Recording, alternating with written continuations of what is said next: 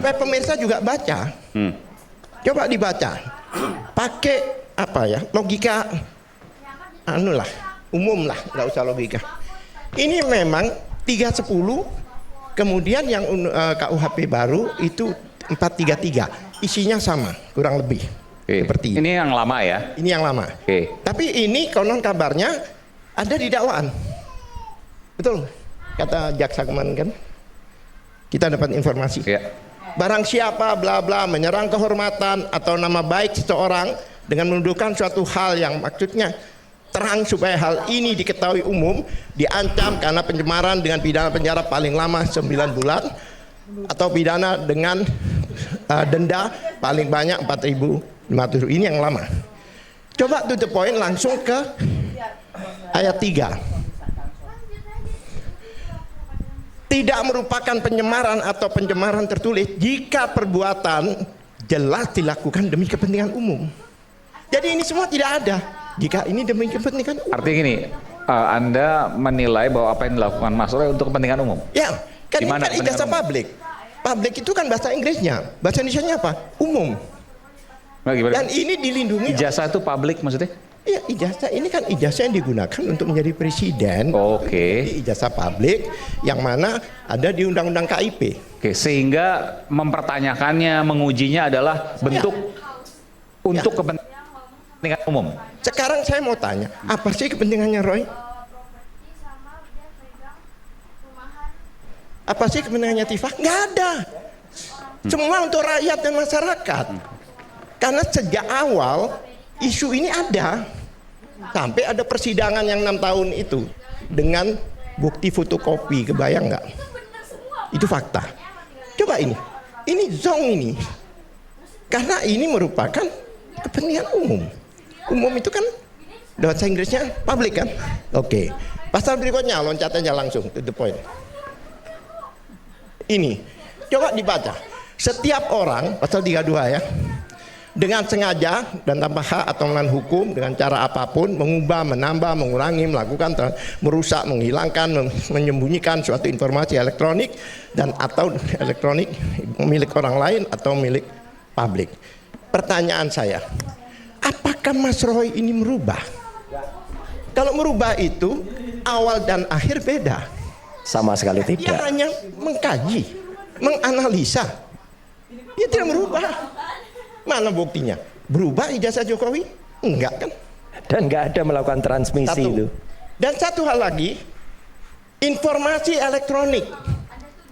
Jadi siapa yang memiliki informasi elektronik? Apa Jokowi pernah mengupload? Jadi informasi elektronik itu milik siapa? Milik Dian Sandi. Ngerti maksudnya? Jadi yang dimasakan bukan hanya dokumennya, tapi dokumen dan informasi elektronik. Jokowi tidak pernah mengupload. Nah, pertanyaan saya, siapa yang memiliki informasi ini? Dian Sandi, bukan Jokowi. Saya mengupload fotonya Michael Jackson. Informasi elektronik milik siapa itu? Saya, bukan milik Michael Jackson.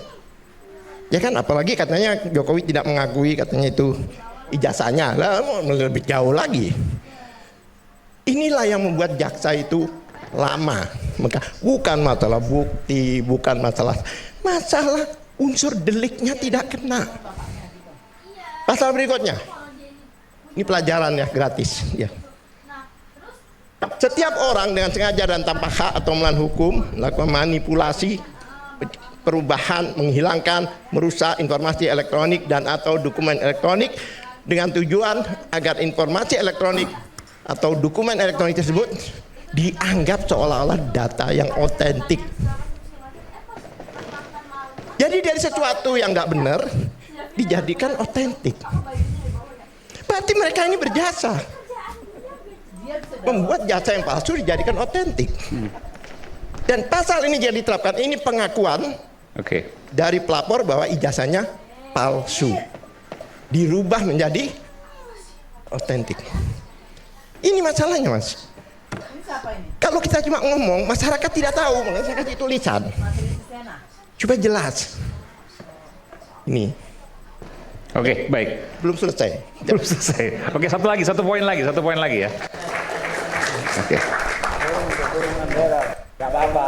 Hah, borongan. Iya. Satu poin lagi yang paling penting, silakan. Tapi saya ada beberapa pertanyaan nanti yang saya akan sampaikan ke Bung Rifai. Padahal saya sudah ngantuk loh. Iya. Kemudian gini, keanehan-keanehan ini tiba-tiba tanggal 13 Januari Pak, Mas Iman, itu pelimpahan. Berarti apa? Berarti jaksa lah yang punya kewenangan. Polisi tidak boleh berinisiatif, tapi petunjuk jaksa, arahan jaksa, karena sudah dilimpahkan. Tapi 2 hari setelah itu dikeluarkan sprindik baru oleh kepolisian. Terus tanggal 30 sprindik baru lagi dengan merubah pasal-pasal itu. Aneh kan? Ada yang dicabut. Contohnya yang 28 ayat 2 dan sebagainya, kemudian 27A. 27A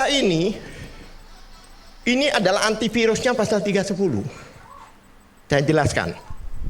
Di dalam KUHP ya jelas bahwa ada namanya azas lex specialis derogat legi generalis. 27A ini unsurnya sama dengan 310. Sama. Tapi dengan elektronik.